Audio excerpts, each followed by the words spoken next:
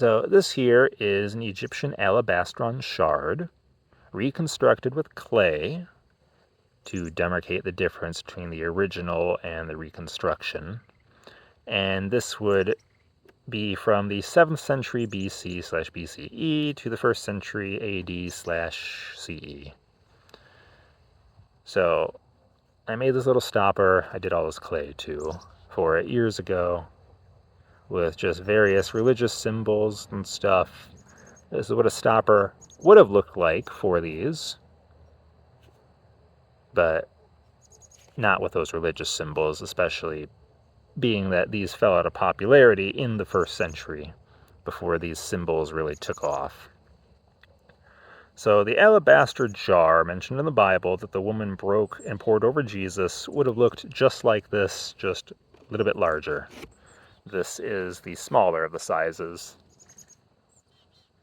So hers would have held about 10 ounces. This one would have only held 2.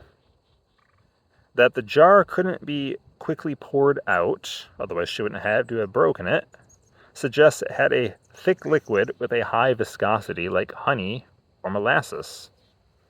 That the jar had to be broken also suggests that the mouth opening was too small to scoop out the perfume or ointment.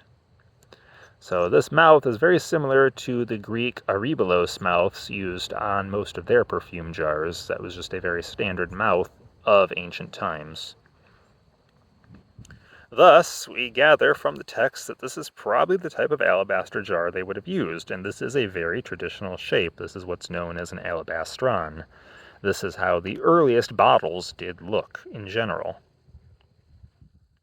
So 300 denarii was equivalent to about a year's wages at the time, which means the viscous liquid this jar once contained was of great monetary value. The woman's offering was indeed quite a large one.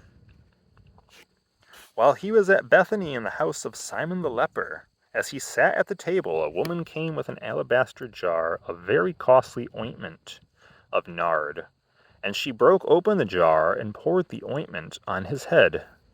But some were there who said to one another in anger, "Why was the ointment wasted in this way?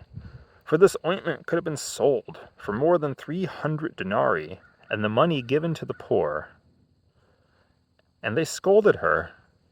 But Jesus said, "Leave her alone. Why do you trouble her? She has performed a good service for me.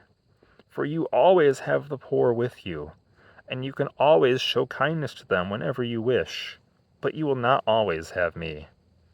She has done what she could.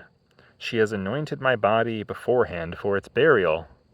Truly I tell you, wherever the good news is proclaimed in the whole world, what she has been done will be told in remembrance of her."